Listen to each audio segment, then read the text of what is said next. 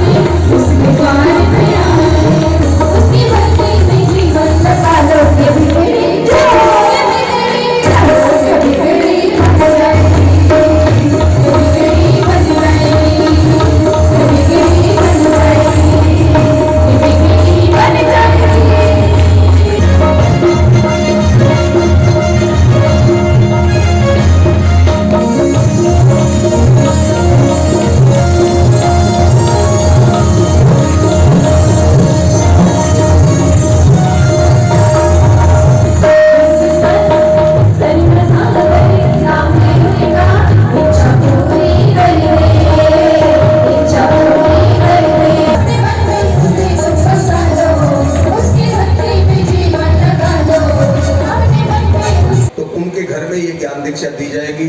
जिसने भी ज्ञान दीक्षा प्राप्त कर लिया लिखवाना है, उनके लिए एक संदेश है। इस ज्ञान को हासिल करने के लिए 3 घंटे का समय लगता है। जब क्लास में बिठाते हैं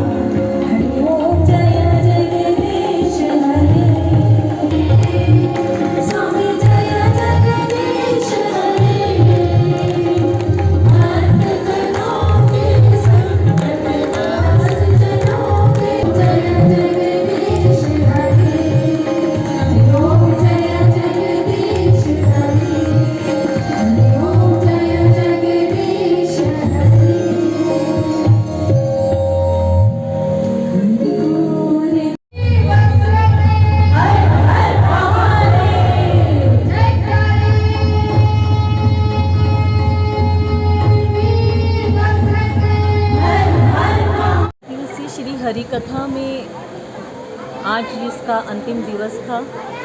मनुष्य का जो जीवन है, अगर एक बढ़ई है, लकड़ी का एक टुकड़ा देखता है, उसकी कोई कीमत अन्य मनुष्य नहीं लगा सकता। लेकिन बढ़ई अगर उस टुकड़े को देखता है तो वो उसकी कीमत आंक कर उसका कोई पात्र बनाकर उसको बहुमूल्य बना देता है।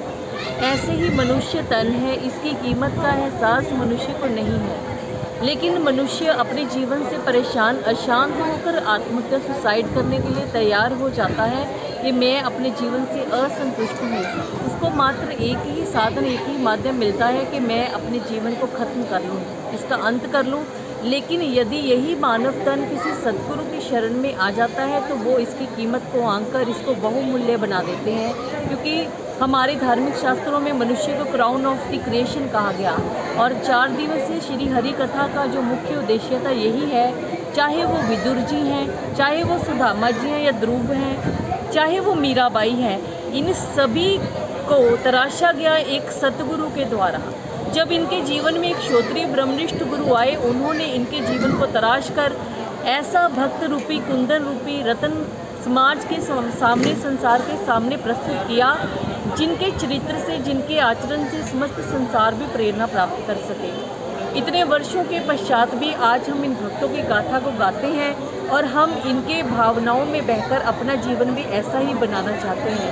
सो ऐसे ही श्री आशुतोष महाराज जी की अनुकंपा एवं दिव्य प्रेरणा से मैं साध्वी ज्योत्सना भारती, जिन्होंने अपने घट में गुरु महाराज जी की कृपा से उस भर्गो ज्योति के, उस प्रभु के तत्व से दर्शन प्राप्त किए हैं और यही संदेश लेकर आपके इस नगर में, आपके इस शहर में पहुंची हूँ कि आप भी वो प्रभु श्री हरि का दर्शन अपने घट में कर सकते हैं। शर्त है आप श्रोत्रिय ब्रह्मनिष्ठ गुरु की शरण में पहुँचें और ऐसा ही आवाहन है दिव्य ज्योति जागृति संस्थान की ओर से। मोस्ट वेलकम है।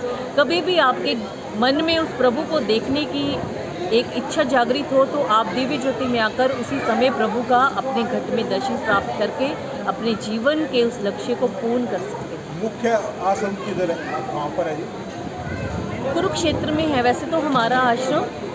आपने सभी जी एक बात कही थी कि महिला है जो इस युग को चेंज करेगी, किस तरह चेंज होगा इस युग महिला को? महिला आज अपनी शक्ति से अनभिज्ञ है। अगर आप समाज की हालत देखते हैं तो आज विज्ञापनों में भी नारी का भद्र रूप पेश किया जाता है। आज के जितने भी रचनाकार हैं, कवि हैं, इन्होंने नारी को अबला के रूप में ही प्रस्तुत किया है, लेकिन वो अबला नहीं सबला है।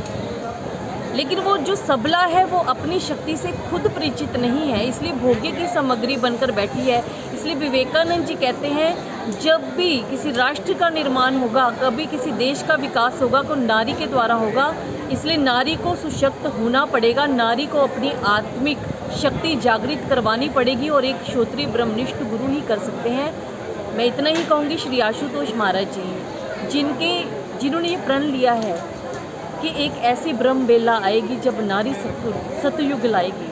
वो ब्रह्म बेला इसी बात का परिचय है कि वो नारियों का आह्वान कर रहे हैं कि नारियां अपने घट में उस प्रभु का दर्शन करते हुए इस समाज के कल्याण में अपना सहयोग पुरुषों के साथ कंधे से कंधा मिलाकर कर सकते हैं। आप जो कैसा लगा आपको? मुझे तो इतना अच्छा लगा कि ऐसा लगा कि जैसे मैं वृंदावन में आ गई। इतने अच्छे भक्त हैं और इतने धैर्य से इन्होंने कथा को 4 दिन श्रवण किया। बड़ी ही जिज्ञासा और श्रद्धा को लेकर वो यहाँ पहुँचे हैं। बहुत आनंद आया मुझे।